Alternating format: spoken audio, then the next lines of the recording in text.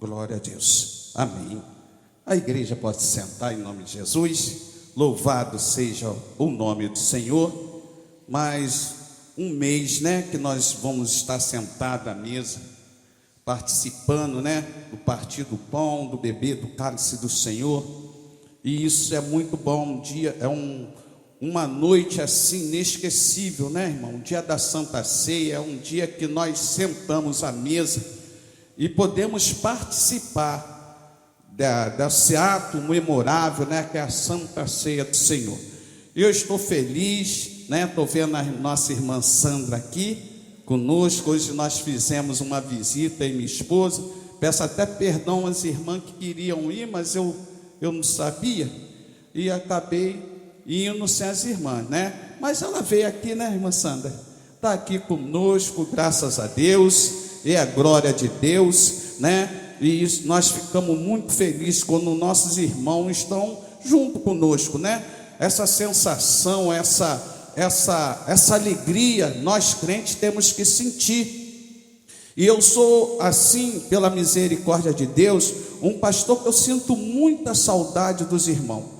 Às vezes, irmão, quando eles faltavam um culto lá, ele já me ligava logo para casa, falava: pastor, não fui hoje, porque eu estava fazendo isso, fazendo aquilo. Falei: então, amém, irmã, glória a Deus por isso, Porque, irmãos, nós crentes temos que ter essa sensibilidade de sentir falta um do outro, Nós temos que sentir falta. Então, vocês não se espante quando um membro da igreja ficar um culto, 2 cultos sem vir à igreja. Daqui a pouquinho está o pastor ligando para o crente: irmão, por que você faltou? Ah, pastor, por causa disso, aqui. Não é para saber da sua vida não, tá? É para saber o que você está precisando. Porque às vezes o crente não vem, não é porque não vem, porque não quer. Às vezes está precisando de alguma coisa, está passando mal, está precisando de uma ajuda. E todas as igrejas que eu passo, eu e minha esposa agimos dessa forma, Não queremos saber da vida, mas queremos saber como você está. Eu acho que o pastor, ele tem que pensar dessa forma. A ovelha não veio um culto. Se eu não for, ou perguntar, um dos meus auxiliares vai perguntar. Vai lá, eu quero um relatório. Olha, fulano de tal não está vindo por causa disso, por causa daquilo. Porque, irmã, às vezes precisa de ajuda. E acho que a pior coisa que tem para os membros da igreja é aquele pastor que não está nem aí, não se preocupa com o que o membro está fazendo, onde o membro está. Isso não pode ser assim.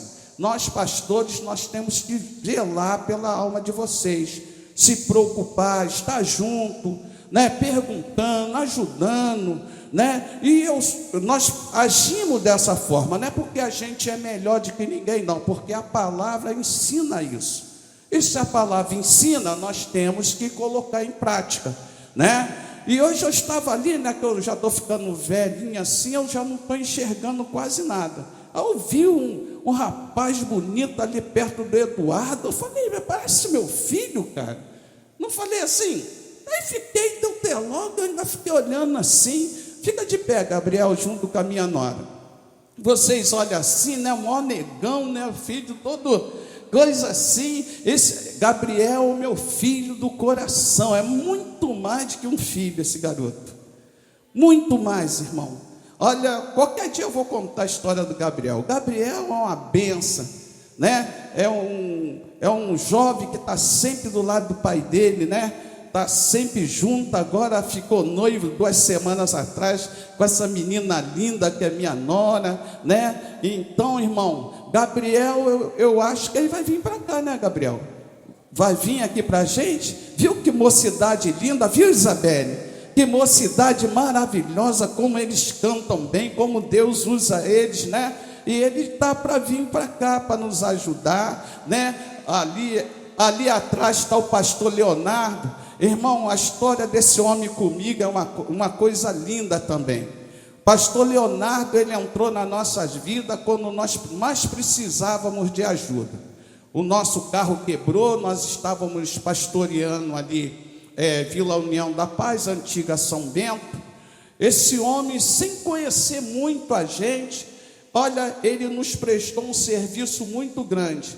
Esse homem, às vezes, ele trabalha de Uber, então, às vezes, ele chegava cansado, e eu sem dinheiro também para estar pegando Uber toda hora, e eu também não queria estar tirando dinheiro do caixa da igreja para estar andando de Uber, porque quando era do mundo, eu andava por aí, andava para caramba, né, para beber cerveja, fazer uma porção de coisa. Então eu achava que eu e minha esposa poderíamos ir andando, mas esse homem não deixava a gente ir andando sozinho, não. Ele vinha cansado: pastor, eu estou chegando agora, mas espera um pouquinho que eu vou aí buscar o senhor. Não era assim, pastor Leonardo? Eu vou aí buscar o senhor. Levava, trazia, e quando às vezes ele não podia pegar a gente, ele chegava, levou o médico, né? Ele pegava, pastor, não posso pegar o senhor aí não, mas vou depositar um dinheiro aí para o senhor ir de Uber. Ele nem me conhecia direito. Então, irmão, nós, cidadãos do céu, nós temos que andar nessa unidade, nessa união, andar um com os outros. E foi o que nós falamos aqui, o pastor Cláudio, na escola bíblica dominical. Eu estive aqui nessa manhã, irmão, que coisa gostosa. Eu vi a minha irmã Graça, né, como superintendente falando, falei: meu Deus, o que Jesus faz na vida do homem, ele transforma, né? E quando nós estamos em Cristo, somos nova criatura. As coisas velhas se passaram e tudo se faz novo, né? Então nós vemos como Jesus, como ele faz na vida do crente, que deixa ser moldado pelo poder do Espírito Santo de Deus. Então, irmão, eu estou muito alegre. Eu vou ler uma palavra para os irmãos. Glorificado seja Deus. Eu não costumo acabar muito tarde com o culto, tá?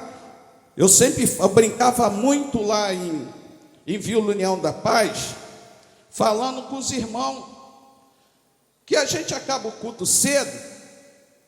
Aí de repente, né, o nosso irmão presbítero Cláudio ainda quer levar a esposa ali no Ravena para comer uma pizza, né? Frango tipo para comer. Estou profetizando, né, irmão? Recebe aí. Ô, glória, recebe. Está querendo levar lá para comer aquele frango chique, né? Olha que coisa maravilhosa, né? Olha, não dá para aplaudir a Jesus? Jesus não merece? De repente, irmão, porque é um tempo para você curtir sua família também.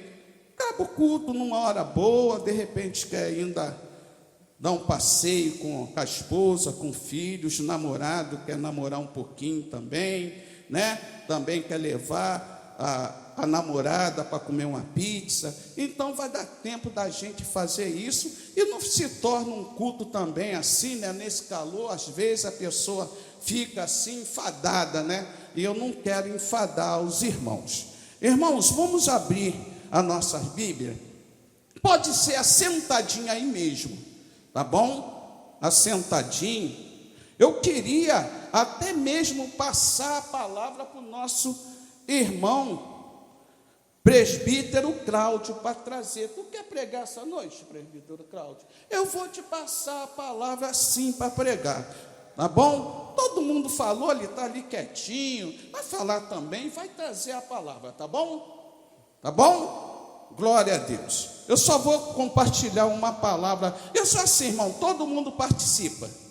Todo mundo, não é nada só com o pastor. Fala: meu pastor, é o senhor que tem que trazer a palavra. Não, eu vou aquele que Deus, o dono da obra, mandar pregar, né? Mas eu quero trazer uma palavra aqui, breve com os irmãos, que se encontra no livro de Mateus, capítulo 26.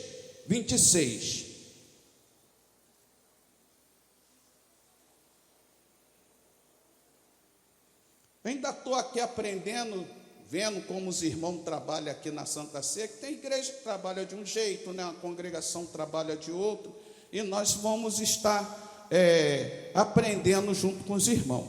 Diz assim: enquanto comia, Jesus tomou o pão e abençoando, partiu e disse, e deu aos seus discípulos e disse: tomai e comei, isso é meu corpo que é partido por vós. E tomaram o cálice, dando graça, deu-lhe dizendo: bebei dele todo, porque isso é meu sangue, o sangue do Novo Testamento, que é derramado por muitos para remissão dos pecados. E digo-vos que desde agora não beberei desse fruto da vinde, até que aquele dia em que beber de novo convosco no reino do meu Pai. E tendo cantado o hino, saíram para o Monte das Oliveiras. Essa é uma verdade, né? Nós reconhecemos essa palavra e ela é usada muito para a Santa Ceia, para essas comemorações, porque é uma palavra que ela é uma palavra para ocasião. E nós vimos quando Jesus ele fala assim, dessa forma com seus discípulos, nós vemos que no versículo 17 até o versículo 25, de 17 ao 19, Jesus, ele, antes de celebrar a ceia, ele fala da Páscoa. Ele, naquele mesmo tempo, ele celebra a Páscoa, ele traz um ato, né, do Velho Testamento, ele traz regras do Antigo Testamento, numa posição ou num ato do Novo Testamento. O que ele faz? Antes da ceia, ele fala da Páscoa. Por que Jesus fala isso? Porque ele, antes da ceia, ele fala da Páscoa. Se nós olharmos aqui o versículo 17 ao 19, ele vai falar que no dia dos pães asmos, né, chegaram os discípulos junto de Jesus, dizendo: queres que façamos preparativo, né, para comeres o quê? A Páscoa. Se nós voltarmos lá para o Êxodo, capítulo 12, nós vamos ver a instituição da Páscoa. Como a Páscoa ela foi instituída? Por que motivo a Páscoa foi instituída? Nós sabemos que o Antigo Testamento é um livro de simbologias, né? O livro de Gênesis, Malaquias, ele vem trazendo figurações, tipologias da vinda de Cristo. E uma das coisas que nós podemos ver e sabemos que Cristo é representado como um cordeiro. Ele é o Cordeiro de Deus que tira o pecado do mundo. Quando o povo de Israel ele estava para sair do Egito, para ser liberto, a Páscoa foi instituída, porque a Páscoa ela simboliza a liberdade do povo.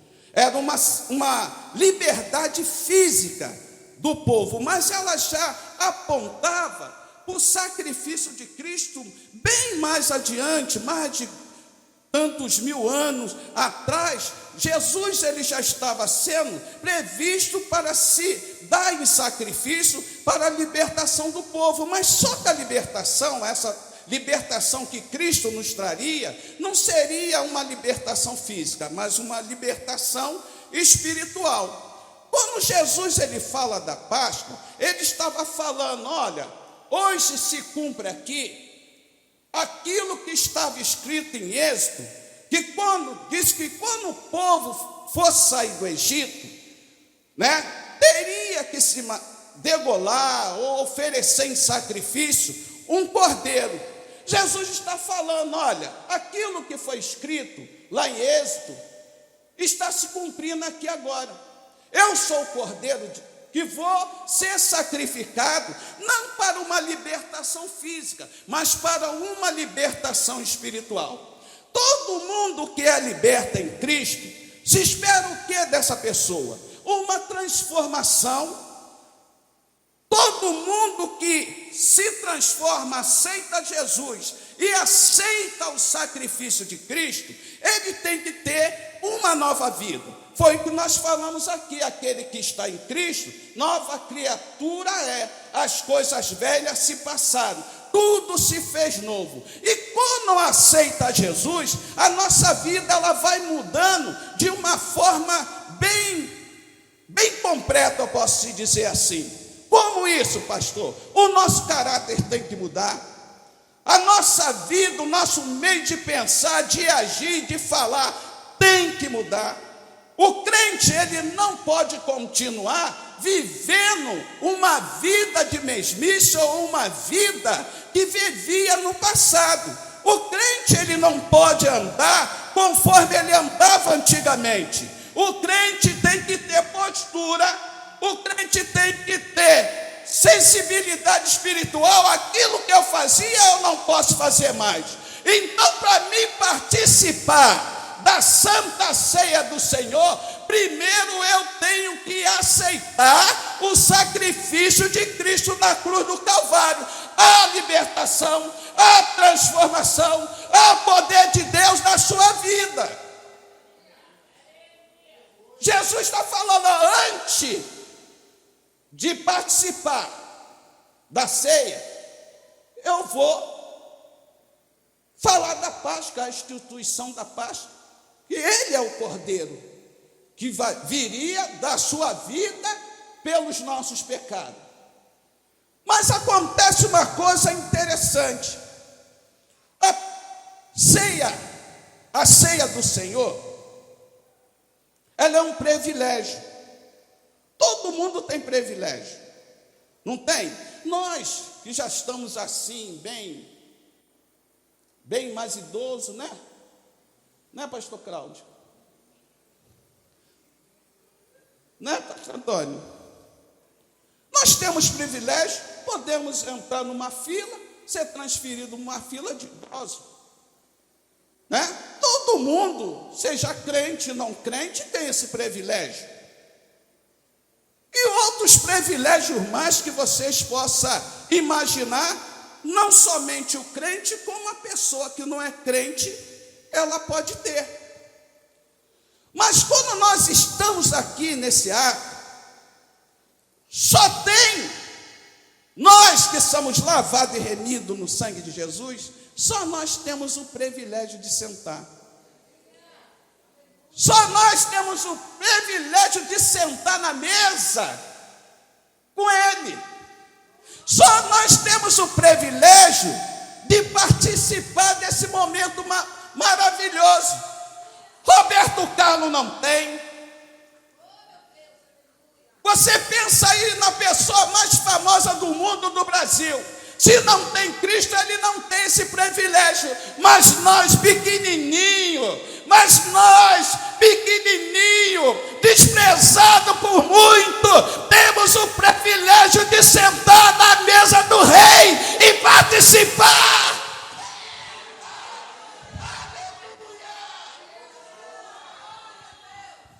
Você tem o privilégio de estar sentado à mesa.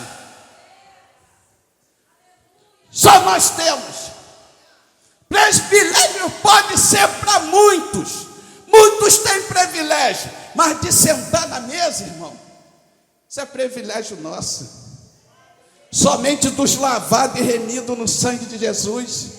Somente as novas criaturas, aqueles que aceitaram o sacrifício de Cristo na cruz. Somente você e eu, nós temos o privilégio essa noite estar sentado à mesa e glorificar o nome do Senhor. Nós não somos um povinho, não. Nós temos um Deus poderoso sobre a nossa vida. Aleluia! Não despreze a mesa do Senhor. Não trate a mesa do Senhor como uma coisa vil.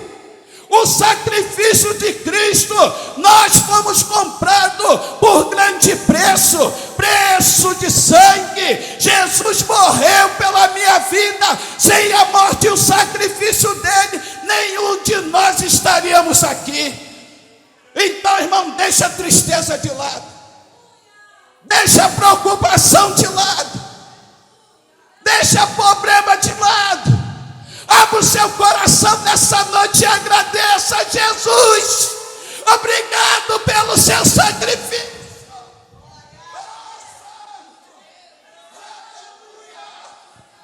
Nada pode calar sua voz nessa noite.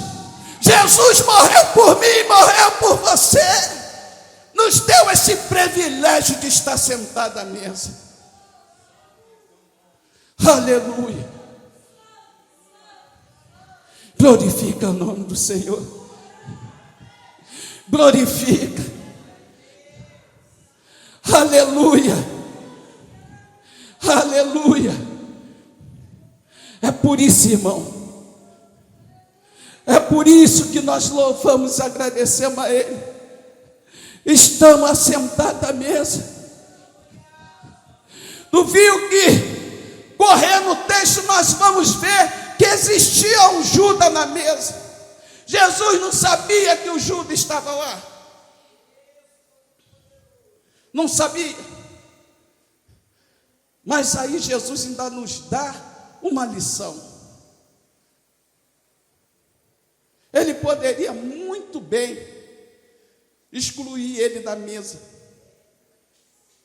Sai, Judas, daqui. Mas a atitude de Judas não mudou o caráter de Jesus. Ele continuou Jesus. Ele continuou santo. Ele continuou amando.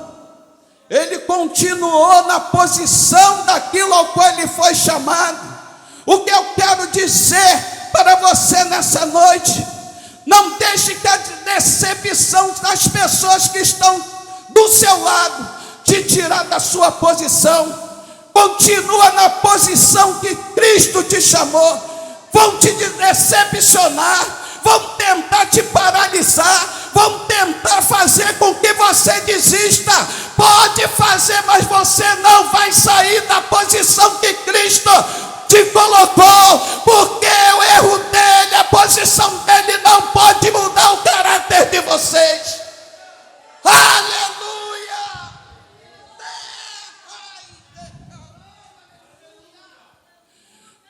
Não vai mudar o seu caráter. Nós somos a nova criatura. Irmãos, fiquem com essa palavra. Diga para o seu irmão assim, ó: nós somos privilegiados. Nada vai nos parar. Nós estamos à mesa hoje. Nós somos privilegiados, irmão. Se você entrou por essas portas hoje triste, desanimado, com problemas, esquece, porque Jesus, Ele está aqui, o Espírito Santo de Deus está aqui para te animar, para te renovar nessa noite.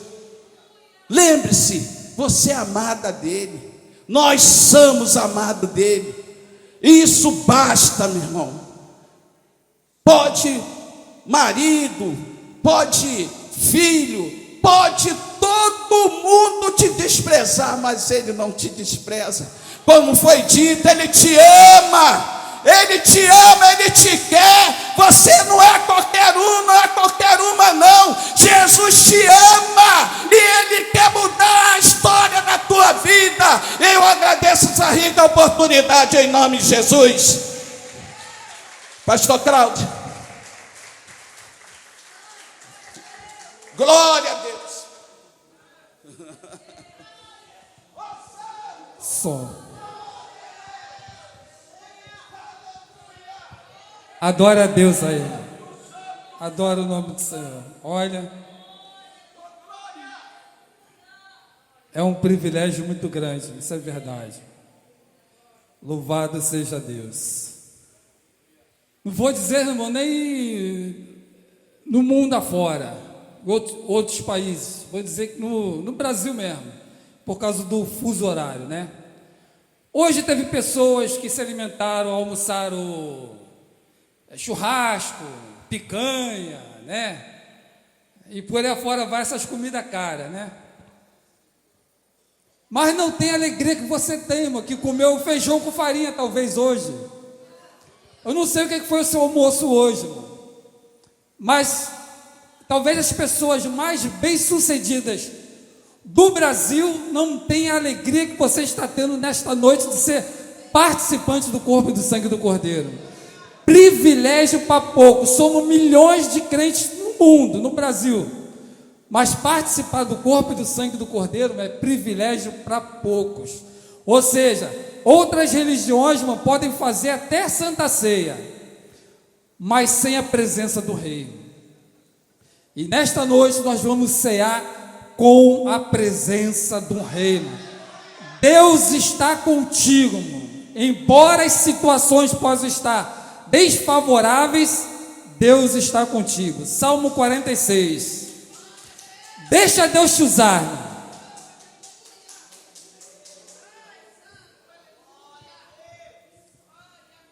Salmo 46. Eu vou falar até pouco, porque eu já falei de manhã, eu já falei quarta-feira, foi sexta-feira, eu já nem lembro. Louvado seja Deus.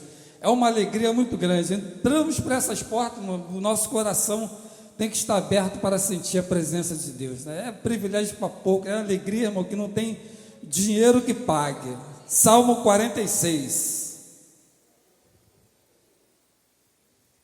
Graças a Deus.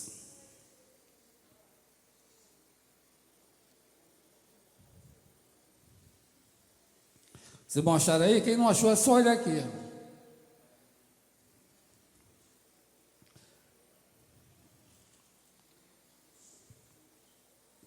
Na minha tradução está escrito assim, irmão, somente o versículo 1.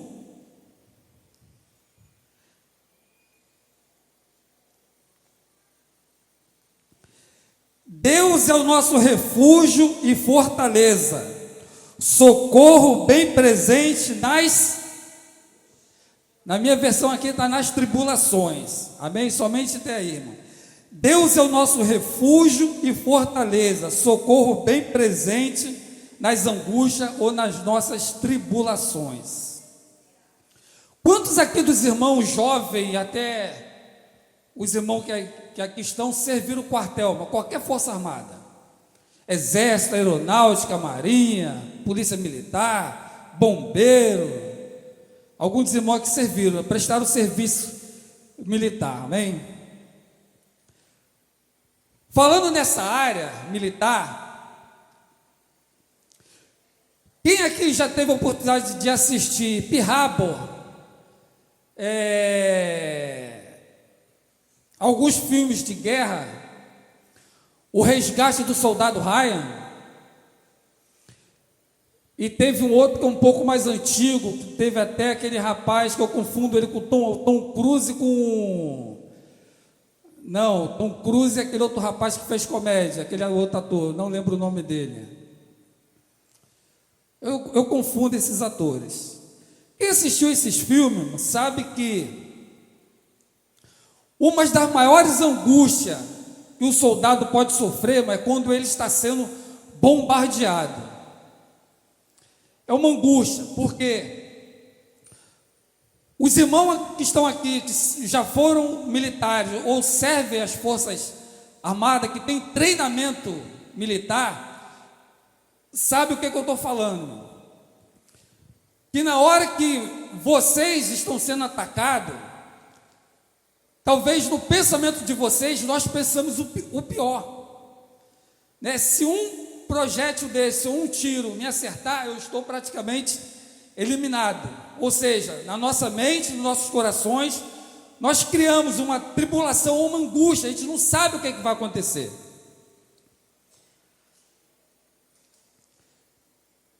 E quando o soldado ele está em batalha e em guerra, tudo que ele quer é que o seu armamento funcione, e se ele tiver com colete à prova de bala, que aquilo ali o proteja, né? Quem trabalha, quem faz parte, ou tem parente que é policial militar, irmão, ou profissão angustiante nos dias de hoje, principalmente quem trabalha dentro do carro blindado, né? Uma coisa nós assistimos reportagem, outra coisa é o policial que está ali dentro daquele caixote de aço. Quando as balas batem ali, irmão, já vi algum tipo de comentário de algumas pessoas que trabalham nessa área, o som é angustiante.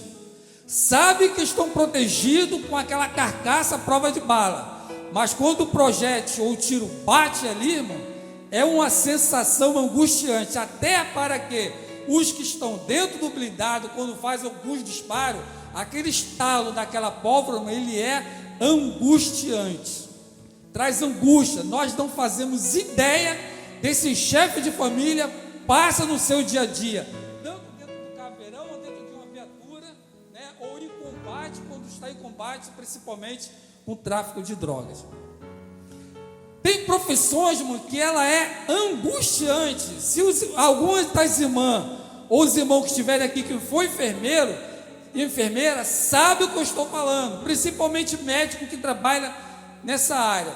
Quando você se depara com uma pessoa que é paciente, que chega ali precisando de atendimento médico, ou seja, se for uma coisa de gravidade, a pessoa que está ali precisando de um socorro médico, a pessoa já está angustiada.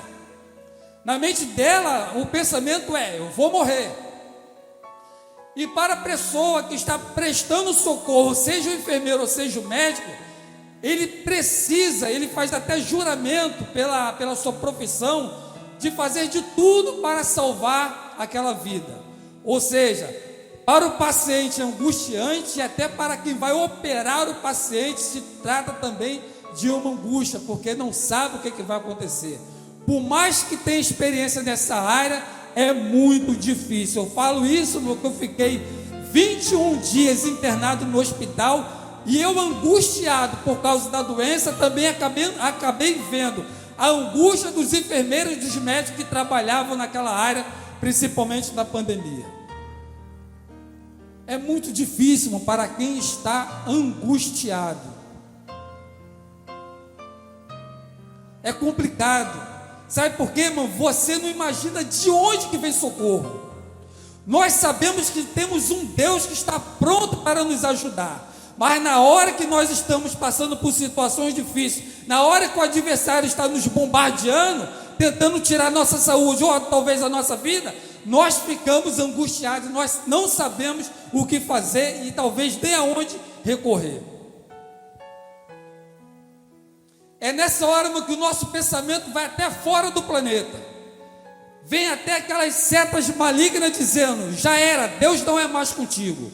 Ou seja, as situações estão passando em nossas vidas que nós temos a sensação de nós estarmos abandonados. Parece que simplesmente o Evangelho ele é mais uma religião que existe no Brasil e no mundo, e nada vai acontecer. Só que aqui, irmão, nesse versículo, guarda isso com você, irmão. No dia que você estiver passando por alguma angústia, vamos falar agora, irmão, de trás para frente, só um pouco para os irmãos entenderem. No começo diz que Deus é o nosso refúgio e a nossa fortaleza, o nosso socorro bem presente nas tribulações. Tribulações, quando estamos passando, parece que a gente está, desamparado, é como se a gente tivesse sem o colete à prova de bala, é como se a gente tivesse sem o carro blindado e vinha no tiro de tudo quanto é lado. Ou seja, nós sabemos que nós vamos ser atingidos. Só que eu vou fazer, irmão, uma pequena ilustração aqui. No começo diz que Deus é o nosso refúgio. Um soldado, irmão, quando ele está em guerra, ele precisa de estar guardado. Ou seja, se ele estiver sendo bombardeado, ele precisa de um lugar de refúgio. Então vamos fazer aqui, irmão, uma comparação. Esse púlpito. Ou seja, se o adversário estiver me atacando, eu tenho um refúgio aqui atrás. Eu tenho algo que está me protegendo aqui. Até certo ponto que esse púlpito ele vai me proteger, eu não sei, mas o adversário está atacando, está bombardeando, está dando tiro. E esse refúgio, ele precisa estar muito bem consolidado, porque senão ele não vai resistir. E nesse mesmo versículo diz que Deus é o seu refúgio. Então Deus não pode ter certeza disso, irmão. Deus está te guardando nessas horas de angústia e de tribulações. Você está guardado, irmão. Não fique pensando que o adversário vai te atingir, irmão. Parece que você está sem colete, parece que você está sem proteção, parece que ninguém está contigo nessa batalha, nessa guerra. Deus, Ele é contigo, irmão, conforme está escrito no Salmo 46. Ele é o seu refúgio. E nesse refúgio nós precisamos de quê, irmão? Fortaleza. Ou seja, essa fortaleza, ela tem que ser forte. Essa fortaleza, ela tem que resistir aos bombardeios do adversário. E é aí, irmão, que Deus entra. Ele já está lá no primeiro versículo que nós lemos. Deus é o nosso refúgio. Deus é a nossa fortaleza. Deus é o nosso socorro bem presente na hora que você estiver, irmão, angustiado. É o mesmo Deus, irmão, que providenciou o seu Filho amado para morrer na cruz do Calvário, para que nessa noite nós somos participantes do corpo e do sangue do Cordeiro, simbolicamente. Esse é o Deus, irmão, que morreu e ressuscitou por você, irmão. Você não está sozinho, você não está abandonado ou abandonado, irmão. Tenha certeza que nessa angústia da sua vida que você está passando, o mesmo Deus que morreu na cruz do Calvário, ao terceiro dia ele ressuscitou, e vivo está, irmão, está em espírito. Deus é contigo na sua caminhada. Nunca se sinta sozinho. Parece que as coisas não vão acontecer. Tudo está, irmão, no controle de Deus. Quando você senta na sua casa, diante da sua televisão, você tem o controle da sua televisão. Então você pode controlar, irmão, qualquer coisa que está diante dos teus olhos. Assim Deus conosco. Deus está no controle. Nada foge do controle de Deus. Parece que está tudo se acabando. Parece que o mundo está se desabando na cabeça do crente. Deus não está fora dessa batalha, não. Deus está contigo. E na hora certa o Senhor vai te abençoar e você vai cantar, irmão, o hino da vitória. Deus abençoe a família Ponto Chico em nome de Jesus. Graças a Deus.